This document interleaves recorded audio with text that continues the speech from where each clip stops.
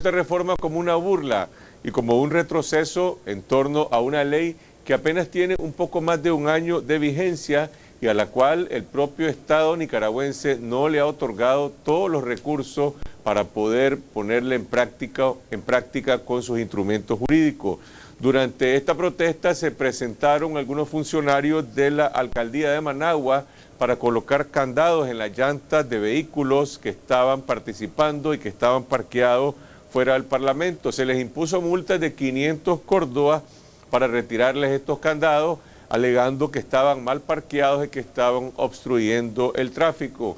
Sin embargo, Gonzalo Carrión, director jurídico del CENID, el Centro Nicaragüense de Derechos Humanos, dijo que esta era una acción deliberadamente dirigida para boicotear esta protesta y puso como ejemplo que el día de ayer la mitad de la capital o una buena parte de Managua vivió momentos de gran embotellamiento vehicular debido al desfile militar que se llevó a cabo en la avenida Bolívar, y mientras se producía esta situación caótica, centenares de vehículos estaban mal parqueados o ocupando espacios en los bulevares de la capital en distintos puntos, y sin embargo, dice Carrión, ¿cuántos candados puso ayer la alcaldía de Managua? En Estados Unidos, el Comité de Relaciones Exteriores del Senado aprobó con 10 votos a favor y 7 en contra respaldar la propuesta de intervención militar del presidente Barack Obama en Siria. El Congreso le otorga 90 días para que se desarrolle esta acción con la condición, dicen, que no se utilicen tropas terrestres. Mientras tanto, el presidente Obama llegó a Estocolmo, capital de Suecia, camino a San Petersburgo, Rusia, para la reunión del G20. Dijo Obama que no es su credibilidad la que está en juego, sino la de la comunidad internacional, la de Estados Unidos y la del Congreso, en referencia a la campaña que está cuestionando la operación militar que desarrollará en Siria. Veamos la noticia en la televisión internacional. Barack Obama ya está en Europa, en plena crisis siria. El presidente de Estados Unidos ha aterrizado en Suecia. En unas horas se va a desplazar hasta la ciudad rusa de San Petersburgo, donde mañana se va a celebrar la cumbre del G20. Obama había planeado una reunión en principio con Putin, pero la descartó hace unas semanas, molesto por la actuación rusa en el caso Snowden. En Washington, Obama cuenta con importantes apoyos de la oposición republicana para un ataque a Siria, en principio limitado a 2 meses y sin tropas sobre el terreno. Ahora busca aliados en Europa. Esto es lo que acaba de decir en Estocolmo. El equipo de inspectores de la ONU ha hecho su trabajo en circunstancias muy difíciles, pero creemos firmemente, con un alto grado de certeza, que se utilizaron armas químicas y que fue el presidente al-Assad. Y queremos unirnos a la comunidad internacional para dar una respuesta eficaz que detenga esa práctica en el futuro. Si alguien tiene pruebas sobre el uso de armas químicas por el ejército sirio, entonces estas pruebas deben ser presentadas ante el Consejo de Seguridad de la ONU y a los inspectores. Y estas deben ser convincentes.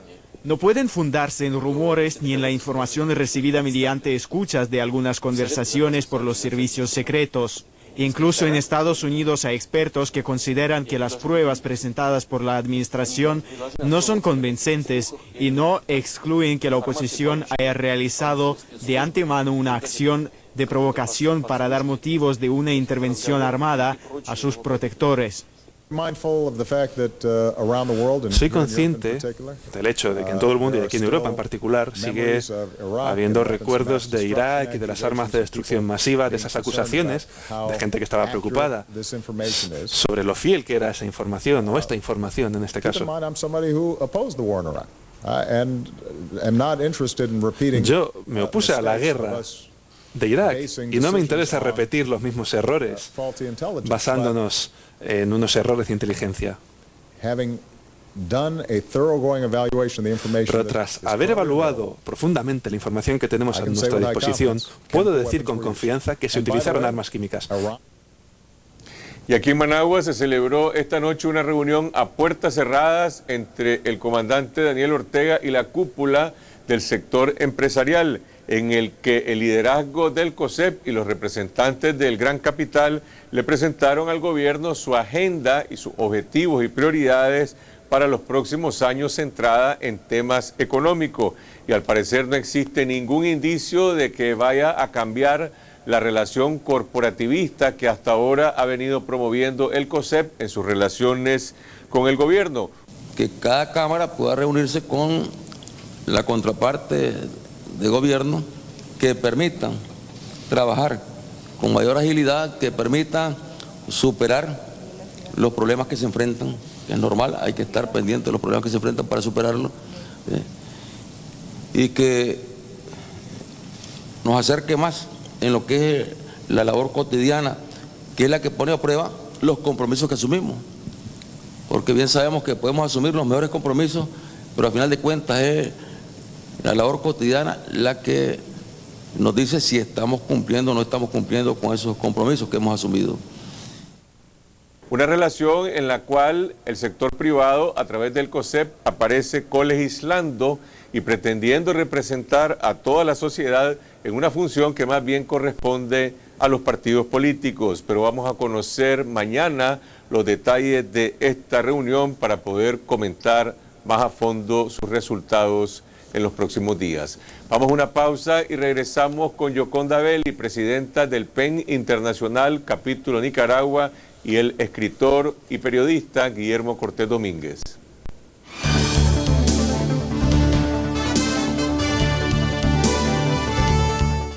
La Diabla, convertimos el más delicioso sabor de la carne asada nicaragüense agregándole productos de primera calidad. Pruebe La Diabla Especial, 100% filete de res, exquisito filete de pollo y nuestro inigualable cerdito asado. Pídalo a su hogar al 888-73500. Estamos en el kilómetro 12 de la carretera a Masaya. La Diabla Carne Asada Express, donde comer no es un pecado. Sustraer o retener los hijos a una madre legalmente encargada de su custodia es un delito y la Ley Integral contra la Violencia hacia las Mujeres lo castiga con penas que van de 2 a 4 años de prisión según su artículo 14. No te quedes callada, denuncia la violencia. Movimiento de Mujeres María Elena Cuadra. Confidencial, el diario digital de más rápido crecimiento. Todo lo que tiene que saber en un solo lugar. Noticias, análisis y entretenimiento. Conéctese a confidencial.com.ni.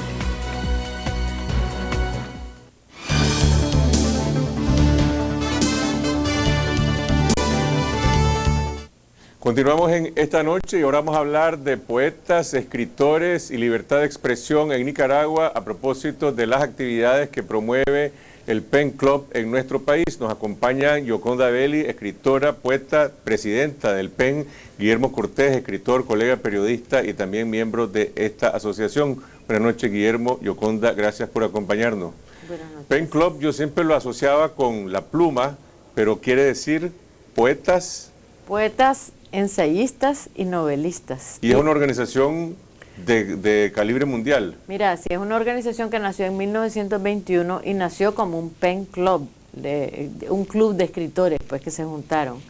Pero en la medida en que pasó el tiempo y eran escritores de gran calibre, era Bernard Shaw, Joseph Conrad, H.G. Wells, entonces empezaron a crecer, en poco tiempo tuvieron como 25 grupos más. Y cuando entró la Segunda Guerra Mundial, porque eso empezó en 1921, cuando entró la Segunda Guerra Mundial, asumieron un rol muy beligerante en lo que fue la defensa de los escritores que eran perseguidos y también en la defensa de la libertad de expresión.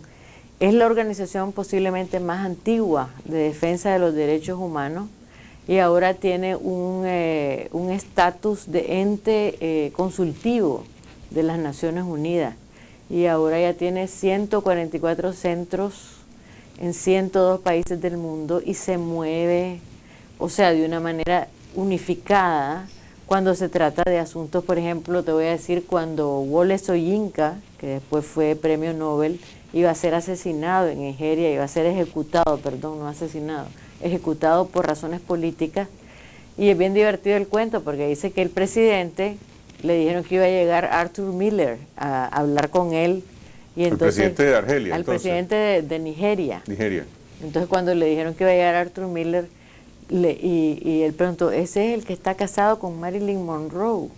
Entonces como el hombre estaba casado con Marilyn Monroe, liberó a Wole Soyinka, que después se convirtió en premio Nobel.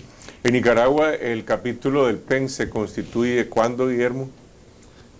Aproximadamente en el 2001, pero francamente ha tenido poca actividad.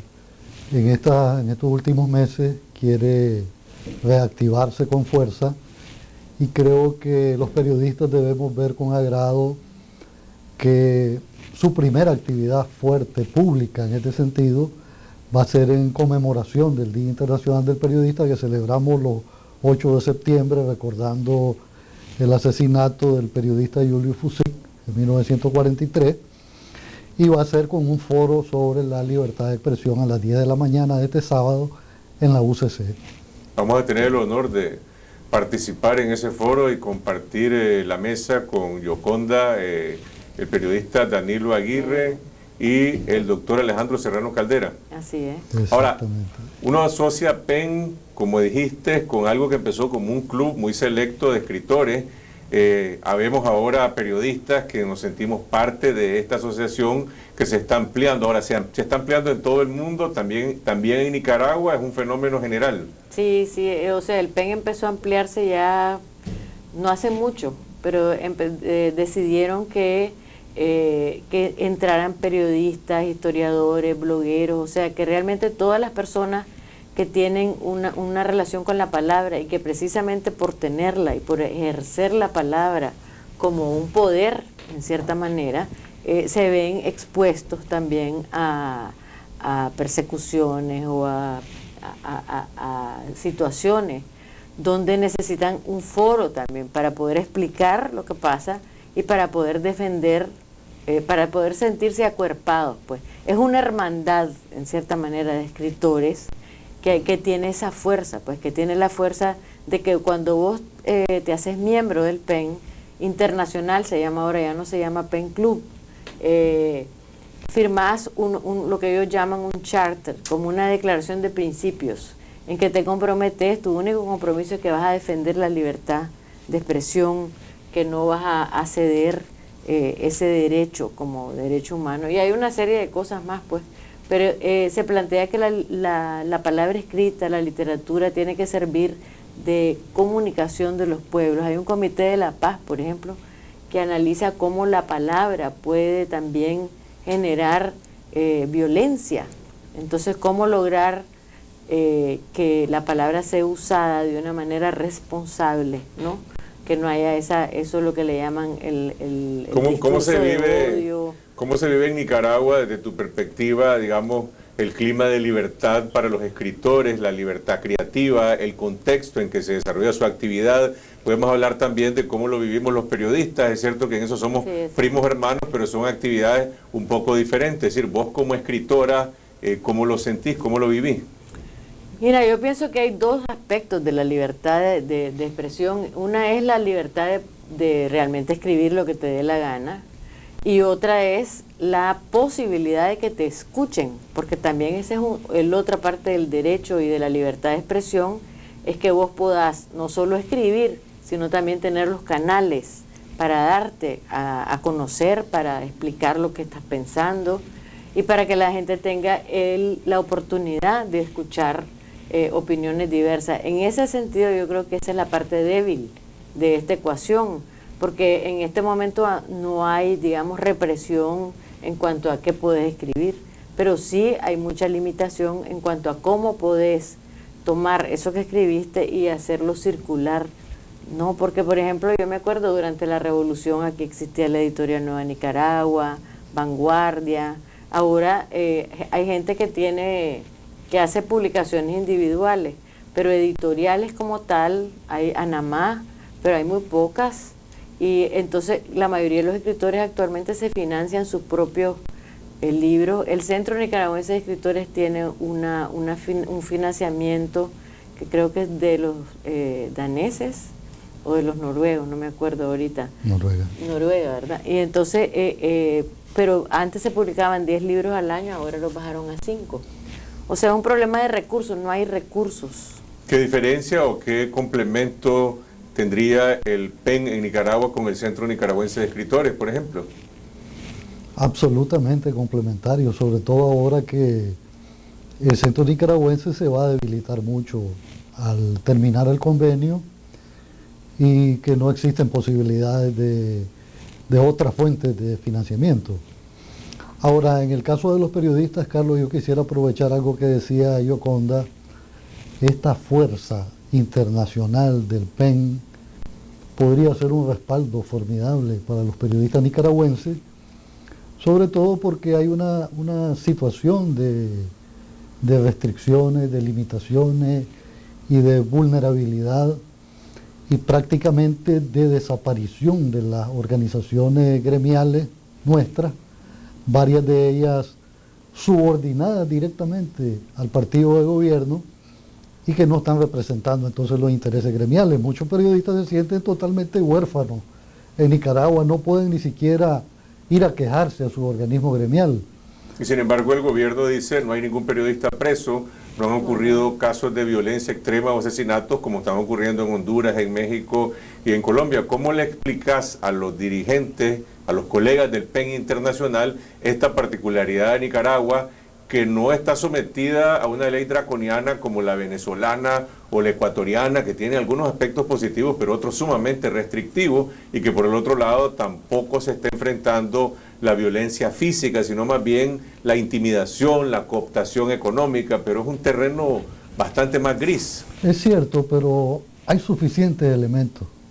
Casualmente estamos finalizando un informe que se debe enviar al PEN Internacional y que va a ser parte de la documentación que se va a presentar en el Comité de Derechos Humanos que va a examinar a Nicaragua el próximo año, donde hay decenas de actividades de hostigamiento, de represión, de censura a los periodistas y que incluyen pues la actuación de fuerzas paramilitares que han atacado, han golpeado y han intimidado a periodistas. Es cierto, no hay cárcel, no hay asesinato y debemos estar contentos de que así sea.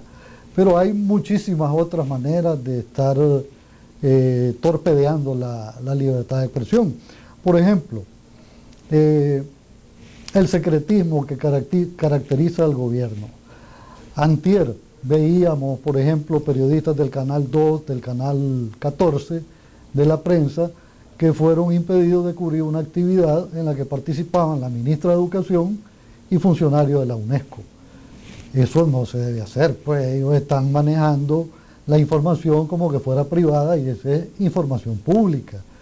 Debería ser de libre circulación en beneficio no de los periodistas ni de los medios que solo facilitamos, sino de la ciudadanía. Y eso viene ocurriendo constantemente. Vos sabés muy bien los problemas con la ley de acceso a la información. El 80% de las solicitudes no tienen respuesta. Claro, el punto es que siendo la libertad de expresión un derecho constitucional, que no es patrimonio de los periodistas, sino que es de los ciudadanos, pareciera que se necesita que haya una voz muy beligerante que de alguna manera convoque a los ciudadanos a representar ese derecho. Por ejemplo, el día de hoy se reunió en el INCAE el comandante Ortega con toda la clase empresarial. Yo me pregunto si acaso los empresarios le habrán reclamado a Ortega por la falta de transparencia que hay en este país, por la no aplicación de esa ley, por el hecho de que aquí se hacen una serie de negocios con absoluta falta de claridad, con muchísima opacidad, y eso afecta el clima de negocio, eso afecta la imagen del país. Bueno, por eso a mí me parece importante esta discusión, porque yo creo que tampoco, o sea, que lo que tenemos que hacer como sociedad es una propuesta de cómo ir rompiendo esas barreras, porque es una barrera a la libertad de información, más que a la libertad de expresión. Lo que te están creando aquí es una autocensura, por un lado, una sensación de que sos impotente como persona, y por otro lado, eso que hablaba, ese secretismo, ¿no? Entonces, ¿qué podemos hacer? Yo creo que la idea de PEN, pues por lo menos para mí, es cómo proyectamos una propuesta de ciudadana, una propuesta, algo que movilice a la gente a reclamar ese derecho, no necesariamente en la calle, pero que pensemos en maneras creativas de cómo podemos romper con ese círculo, ¿no? De esas limitaciones que nos están poniendo. Más adelante en el programa... Que se empodere la gente, Carlos, porque muchas veces la libertad de expresión es asociada exclusivamente a los periodistas y los medios de comunicación, y la libertad de expresión es un derecho humano consagrado legalmente de manera internacional, también en nuestra Constitución, pero no en relación a este grupo social que puede ser importante y todo, sino en relación a toda la población. Hasta qué punto la gente ha interiorizado que tiene este derecho y que debe reclamar por ello. Pueden haber muchas interrogantes al respecto, pero me parece a mí que por la tradición, por el protagonismo de los medios y de la gente, y de los periodistas, mucha gente lo mira como algo más de los medios y de los comunicadores sociales que de la sociedad en su conjunto. Pero no hay duda que la voz del escritor, vos sos poeta, escritora, novelista, en Nicaragua hay muchos otros colegas tuyos como escritores que tienen una voz muy potente, es decir, tiene una resonancia a veces mucho mayor por la sensibilidad que tiene, por el lenguaje que utiliza, que lo que puede decir a veces el lenguaje factual de los periodistas o la opinión que damos. En ese foro, por ejemplo, vos vas a hablar de historias de libros prohibidos o de escritores que en algunos momentos de su historia han tenido que enfrentar censura.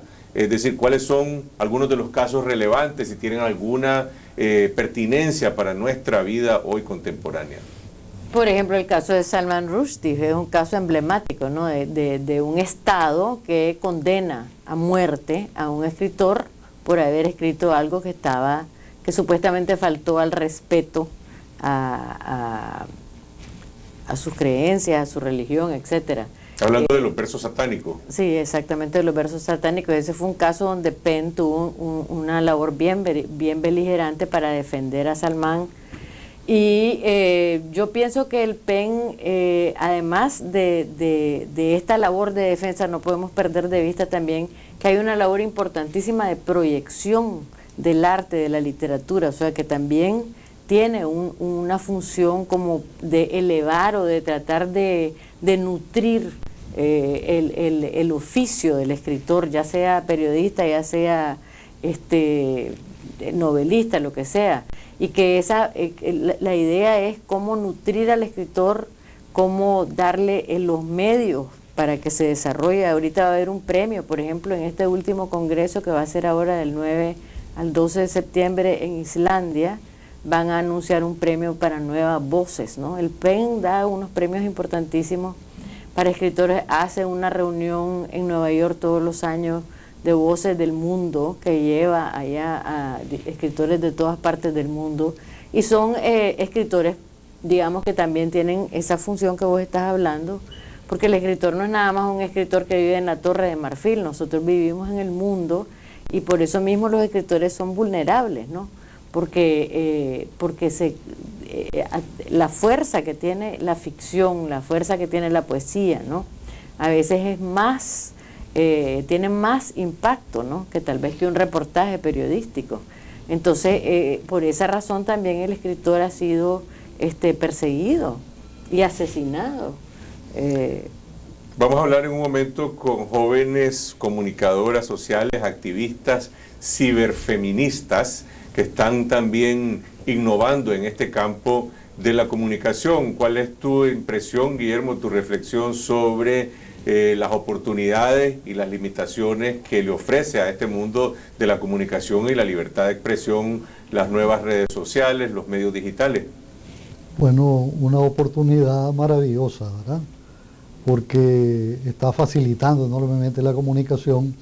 Algunos periodistas y algunos medios los ven como competidores, porque ahora toda persona con un celular puede transmitir información, transmitir una foto al instante, más rápidamente que muchos medios, pero nunca van a poder cumplir con el papel mediador del periodista, de interpretador de una realidad y de transmitir un significado de esos hechos. Desde esa perspectiva yo creo que los periodistas no tienen nada que temer, pero sí creo que debemos estar un poco estimulados a ser más profesionales, a ser más precisos, a ser más objetivos en medio de toda la subjetividad que tiene este trabajo. Quisiera aprovechar para decir que en este foro del sábado deberían estar los blogueros, deberían estar los luchadores sociales. Este es un foro abierto al público. Abierto al público. ¿Hora o lugar? En el auditorio principal de la Universidad de Ciencias Comerciales, por el Polideportivo España, de 10 a 12 del mediodía, y con oportunidad de que algunas personas puedan intervenir, ya sea para opinar, para preguntar, y me parecería que es totalmente oportuno que participen en el evento no solo los especialistas, los escritores, los periodistas, sino los ciudadanos en general, y que en relación a esto quizás los medios deberían de reflexionar un poquito más acerca de la necesidad de abrir más las agendas para un mayor protagonismo de la gente, de los verdaderos hechores de una serie de hechos en la vida cotidiana, y que a veces son sustituidos por los especialistas. Uno ve en los medios de comunicación y a veces es como un carrusel, ¿verdad?, con las mismas personas, y uno dice, ¿y a dónde está la gente de la calle, los luchadores, la gente ejemplar, la gente que está haciendo cosas, ¿verdad? Y por aquí pues se une perfectamente con el objetivo del PEN de contribuir a que la gente se empodere y que haga uso pues de su libertad de expresión. Gracias, Guillermo Cortés. Yoconda Belli, presidenta del PEN Capítulo Nicaragua. Nos vemos este sábado en la Universidad de Ciencias Comerciales. Vamos a una pausa y seguimos hablando de comunicación, libertad de expresión con dos blogueras y ciberfeministas, Gabriela Montiel y María Marta Escobar. Ya regresamos.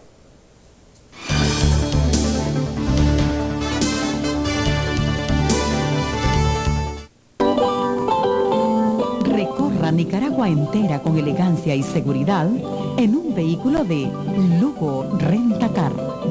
En Lugo Rentacar, usted puede alquilar el vehículo de su conveniencia, en las mejores condiciones y a los mejores precios.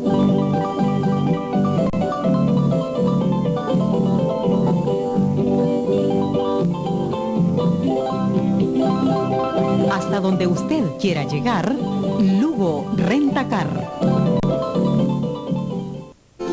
¿Y vos qué pensás? En algunas ocasiones creo que es lo mejor.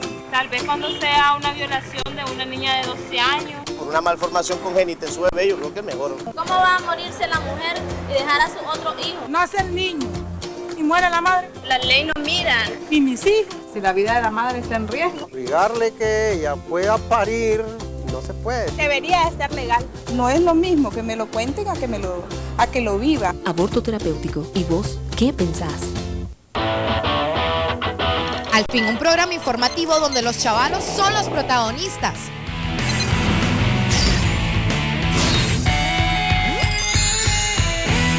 Somos de Humo, un programa no apto para adultos.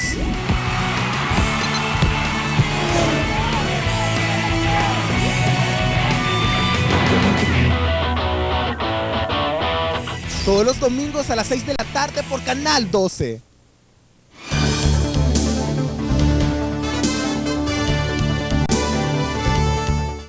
Continuamos en esta noche y ahora vamos a hablar de nuevos espacios en la comunicación y desafíos que están planteados en la libertad de expresión. Nos acompaña María Marta Escobar, miembro del colectivo Desde las Gafas Violetas. Buenas noches, María Marta, gracias por acompañarnos. Por su nombre pareciera uno llegar a la conclusión de que este es un colectivo feminista. Sí, somos un colectivo feminista donde habemos muchas comunicadoras en el grupo y encontramos ahí leyendo en internet, por ejemplo, algo que era como periodismo de gafas violetas, y motivadas por esa línea, digamos, desde donde se observan las cosas, pues nos llamamos de esa manera.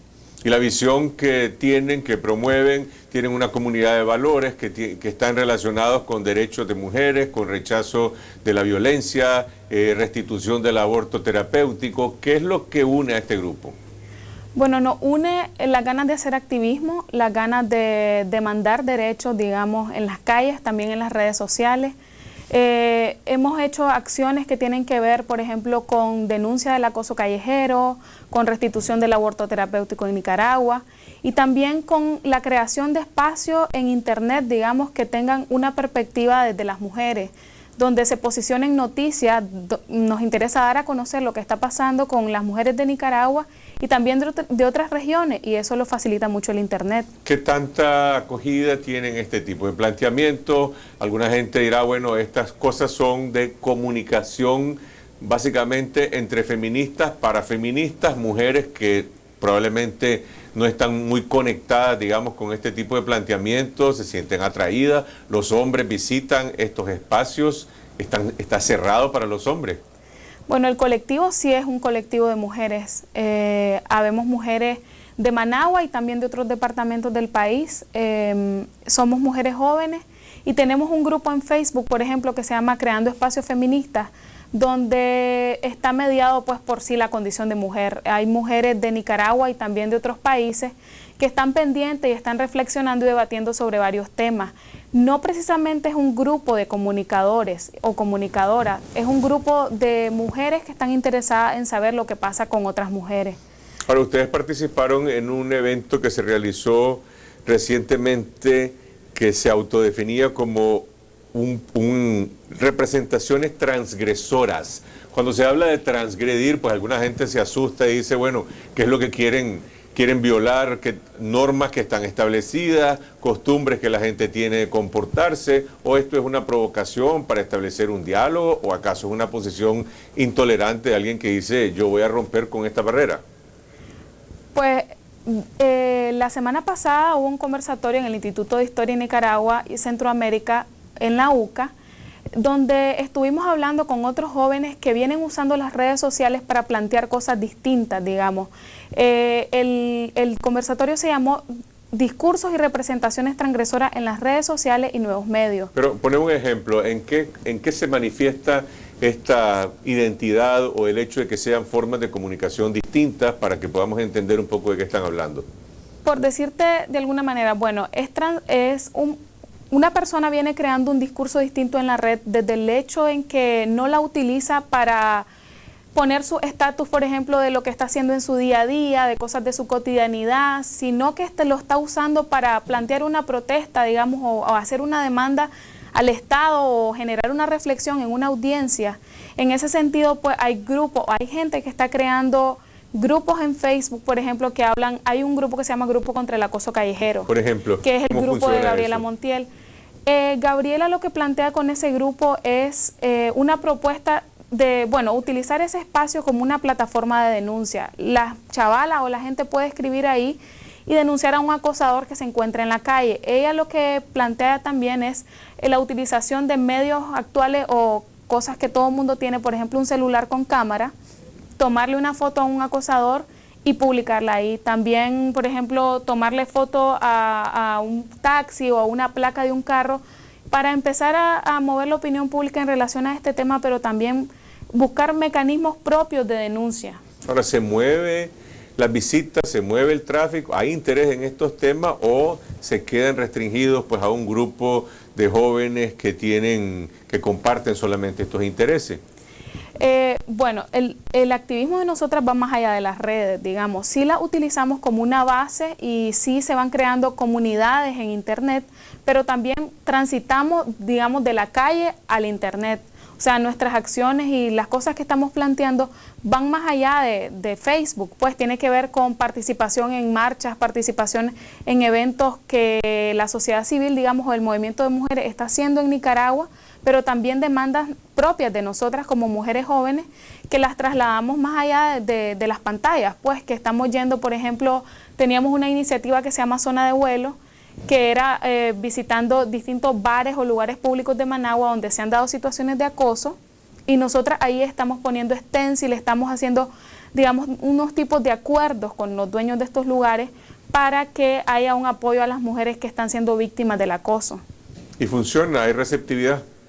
Yo creo que sí, hay mucha gente que está, o sea, que hay un eco, digamos, en esas redes, que hay gente de otros lugares que está retomando estas ideas y que está utilizando esas herramientas que estamos proponiendo nosotros. En el caso también de los bares, digamos, sí hay un cierto acuerdo con ellos, y ahora con el internet yo creo que facilita mucho el tema de la denuncia, y están como pendientes de que si atienden mal a un cliente o si pasa algo con alguien, la gente está utilizando el internet pues para poner ahí. ¿Dónde están ustedes o dónde están algunas de ustedes en la red? ¿Tienen alguna dirección específica? Decías que tienen un punto de contacto, ¿o tienen varios?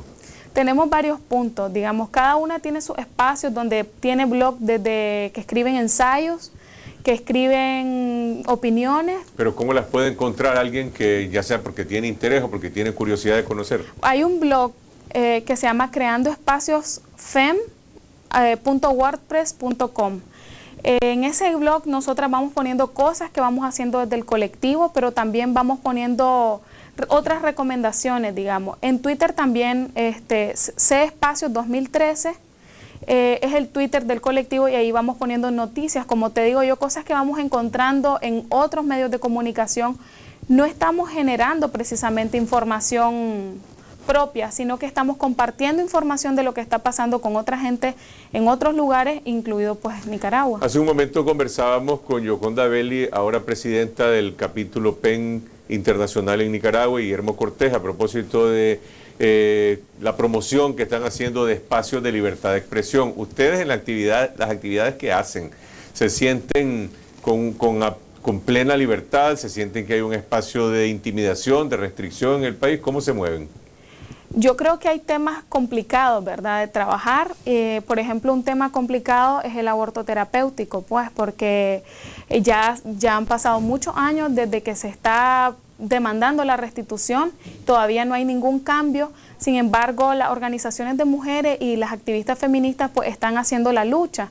A nosotras, por ejemplo, tenemos un conflicto con el uso de las redes y el internet, porque por un lado, como te decía, son espacios amplios y libres, gratuitos, donde la gente puede escribir, decir lo que piensa, demandar cosas, pero también son espacios inseguros. O sea, nos preocupa mucho la seguridad de los activistas y las activistas en internet, y tenemos una iniciativa que en el marco de esa es que se realizó el conversatorio de la UCA, que se llama Enredadas, que es un proyecto que tiene que ver con el uso de la tecnología.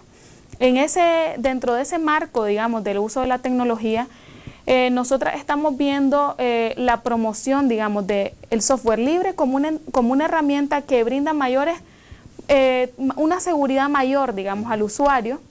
Y también, como te decía, vamos a hacer futuras actividades que tienen que ver con esto de la seguridad en internet para activistas de derechos humanos. Pues es una preocupación, sí hay limitaciones, pues sí hay que tener cuidado. Gracias, María Marta, y veremos pues si también dentro de las actividades que está promoviendo el PEN Club se abren más espacios para los blogueros y activistas que se están moviendo en las redes.